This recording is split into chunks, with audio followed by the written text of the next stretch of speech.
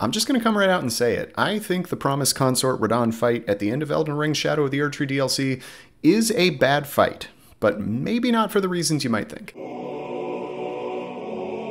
Now, I spent a lot of time with this big brainless boy in the weeks since the DLC released, and I've learned the fight pretty well. I've beaten him rolling, I've beaten him parrying, I've even beaten him at level 1. My criticisms are not coming from a place of frustration or spite. I'm speaking from experience, but also from looking at choices From Software made and thinking about how those choices impact the way players interact with the boss. With that said, let's get into it by looking at the most obvious issues first, from the most technical to the most weird and esoteric.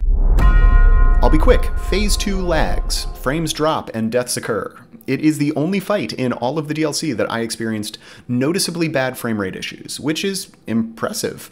But we can't pretend this doesn't affect people's enjoyment of the fight. These issues have been reported on different types of hardware too, from consoles to powerful PCs. The good thing is that performance issues are objectively bad, so if someone argues that the fight's perfect, I guess you can now obnoxiously tell them they're wrong. Don't do that though.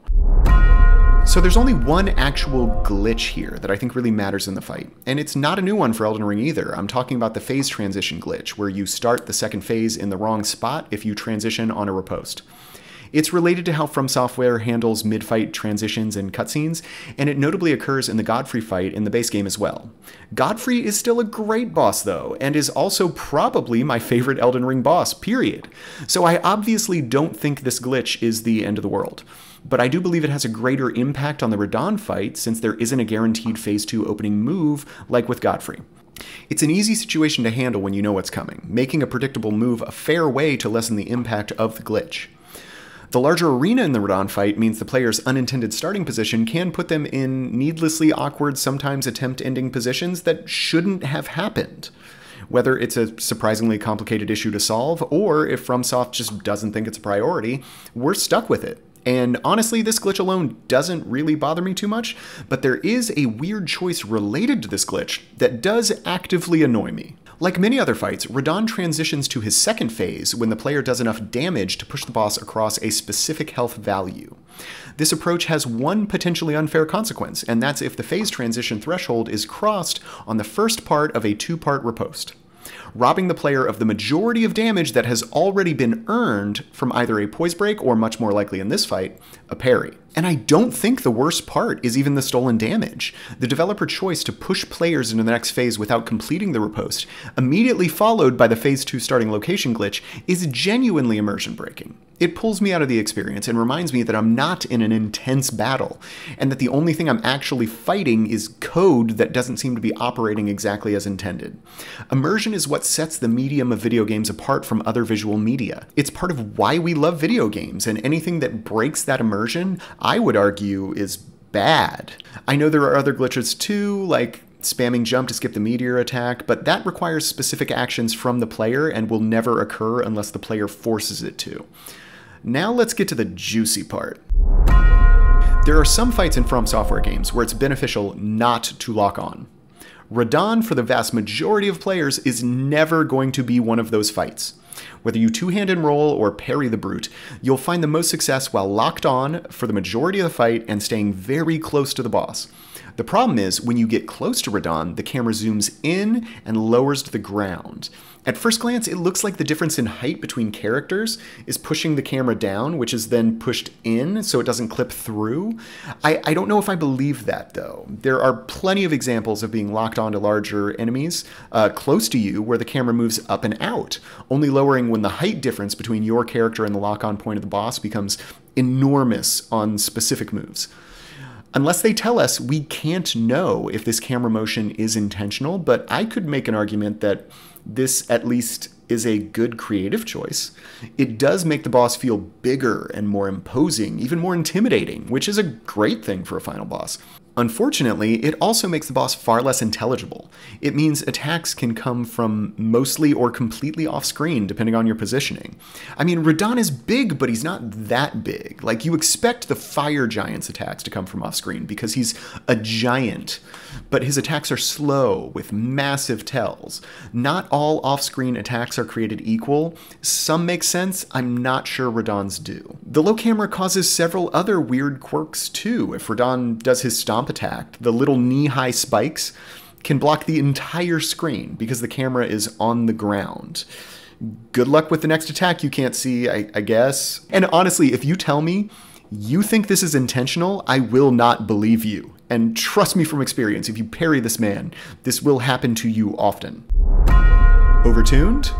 Yeah, but it's not what you think. When you hear people say a boss is overtuned, they're typically talking about a boss's damage output being too high for a player character's level and gear when they typically run into the boss. I don't believe this is the issue with Radahn. He's a special boy that's overtuned in a special way. Radahn is overtuned like the bear from the film Cocaine Bear is overtuned. Like with the camera, I understand the desire to make Radahn feel like a relentless, oppressive force, but I don't think that's what's being achieved when the time between attack combos is so small that Radahn's own animations can't keep up. Radahn cycles combos so quickly that if you roll to his side, he can end up starting an attack while facing somewhere between 90 and 180 degrees away from the player, and then rotates like he's on a spinning platform disconnected from the attack animation so that the attack ends up landing. To me, this looks kind of silly, and it's kind of a silly expectation to place on the player. It may not initially seem immersion breaking, but they made a fight that almost requires you to take many attempts, especially on a first playthrough, and after a while, this definitely started to pull me out of the fight. It's particularly egregious after Radahn's lion claw-esque jump attack, the attack that ends with him practically lying on his stomach, clipped into the ground, and then the next attack starts with him still in that position. There isn't time for the boss to stand up and face the player because the next attack must come out. This is pretty bad on its own, but also creates an unintended side effect that won't bother everyone, but was definitely distracting to me. It makes Radahn feel like a big dumb idiot. He's lifeless and mechanical. He has no personality, and I'm not just talking about the fact that Miquella is controlling his mind. Side note, I was disappointed he was yet again a voiceless, thoughtless drone as he was in the base game. How cool would it have been if you walked in the arena and he screamed at you? How he remembered when you killed him on the dunes. It just seems like a huge missed opportunity, but that's a totally different discussion. Anyways, Consort Radahn in practice feels like a random number generator, where each number is the start of a new combo, and that process repeats about every second. The fight never feels like a back and forth where he's reacting to you as you react to him. The best From Software bosses feel like a dance, while Consort Radahn feels more like Guitar Hero. This effect is amplified by how little distance and positioning seem to impact Radahn's attack selection. He can seemingly do any attack at any distance. His spinning gravity attack that he typically opens the fight with to close the gap, yeah, he can do that right in your face too. And it's still one of the easiest attacks to dodge and punish, but it's distracting every time it happens at close range. Maybe if they gave Radahn a get off me move to create space when you're in a specific position beside or behind him. Many bosses have these moves, and even though they can be annoying, they do give other bosses in Elden Ring a feeling of intelligence that's sorely lacking with Radahn. You just get one of his same combos. And after many hours in the fight, I do believe there is some logic built in around which moves are more likely depending on which side of Radahn you are on, but it's still going to be one of the basic moves that he will do at any time or any distance from the player anyways. So in practice, despite any parameters in place, you cannot really feel any difference. Generally, the more I fight Radahn, the more tedious and even boring the fight becomes. I'm not calling the fight easy, it's still very hard. But like how building a brick wall is hard, it's demanding and extremely precise, but also monotonous and a source of constant yawning. While streaming my level 1 run, every attempt against Mesmer and Rolana felt intense and meaningful. We were on the edge of our seats, and Radahn starts that way, but it quickly became boring enough that we ended up sharing and listening to our favorite video game and anime music just to have something fun and interesting happening. This also feels like a good time to point out that I don't think all of Radahn's attacks and combos are terrible. Some of the moves are pretty fun to dodge. I do think some are a little mean-spirited, with the placement of Miquella's Rays of Light in Phase 2 landing where players are likely to have learned to roll those same moves in the first phase, but slightly trolly attacks are nothing new. This is still From Software, meaning under normal circumstances, there aren't really any unavoidable attacks. But just because a move can be avoided doesn't make it good. And on the other side, just because a move is more demanding of players does not necessarily make it bad. Things like inaccurate hitboxes, move-specific performance issues, failures to clearly communicate what is happening on screen are more likely to make a move unfair or bad. Radahn's moveset obviously isn't free of those issues either, but those moves are only part of what makes this fight so puzzling and fascinating to me. Cluttered, uneven boss arenas are a common complaint about many From Software fights, and in this case, just why? Why all the little trenches and hills you can get hit by moves that otherwise would float right over your head? I get that bones are spooky and you want players to be filled with dread, but again, is this what you want? This. Are you sure? There's such an easy solution for this one too, that would show off all the spooky bones and still instantly make the fight significantly better. Imagine it, the player enters the arena exactly as it currently exists, and in the pre-fight cutscene, Radahn does a big slam into the center of the arena, flattening the ground, pushing all of the bones near the outer edge of the arena, both providing a flat space to fight, which you would think a fight this precise would demand, and it also actively discourages the fight from moving towards the walls, where Radahn likes to clip his arms out of the arena, accidentally obscuring attacks in a new and exciting way. What about all the people who love the Radahn fight? Are they wrong? Of course not. Just because something doesn't live up to extremely high critical standards doesn't mean that people are wrong for loving it. I love the 1995 comedy Tommy Boy, starring Chris Farley and David Spade. I think it's hilarious. There's so many moments in that movie that make me laugh to this day just thinking about them. I also totally understand why Tommy Boy has a critic score of 40% on Rotten Tomatoes. When I read those negative reviews, I understand the criticisms and I don't disagree with what they're saying. The thing is, I don't love Tommy Boy because it's a cinematic masterpiece. I love it because the comedy appeals to my sense of humor enough that I'm willing to overlook its flaws. Video games and boss fights can work this way too. If what you value in a boss is the experience of learning a difficult moveset and the satisfaction of eventually defeating something that initially seemed impossible, then you probably love this fight, and that's awesome. I'd never tell anyone they're wrong for enjoying something that appeals to them, unless that thing is like murder. But this isn't a philosophy or ethics class. I'm just making the point that while critical reception and enjoyment often go together, enjoying something doesn't necessarily mean that it's good, and finding something deeply unpleasant doesn't necessarily mean it's bad or poorly made either. First Reformed, another movie, a real feel-bad time. I did not enjoy watching it, but I will tell you it is a cinematic masterpiece. So who cares? Why bring this up? Why are these distinctions important? Well, one reason is because this is the most common pro-Radahn argument that I see everywhere. It looks something like this. This is the best fight in the game. I struggled for 3 days. It was so satisfying when I finally beat it. I didn't use a summon or anything either. If you think this fight is bad, you just need to get good. That is not how any of this works.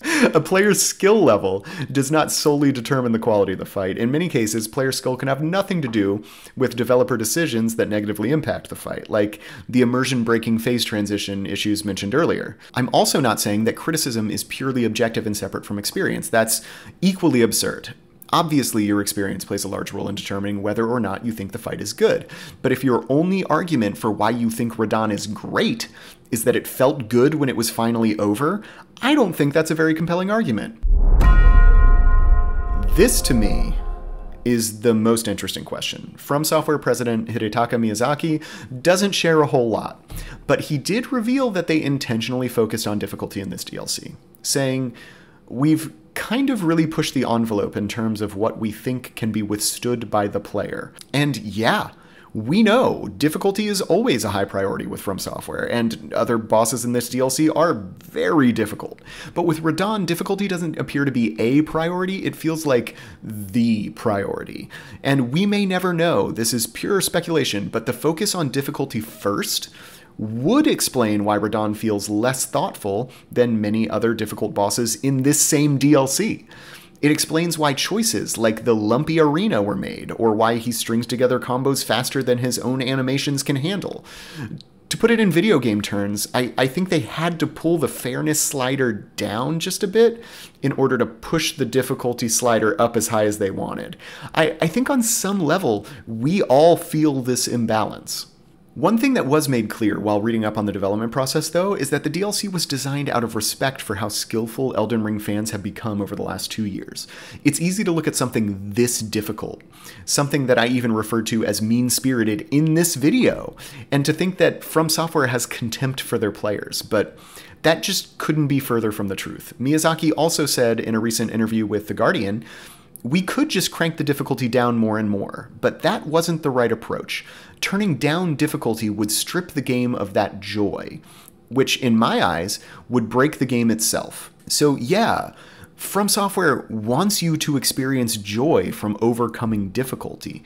They just might have compromised some other things that they typically do well in that pursuit. Also, if you sound like a Mission Impossible villain while promoting your video game, you might want to rein it in a bit. All I hear is Sean Harris going, "The greater the suffering, the greater the peace."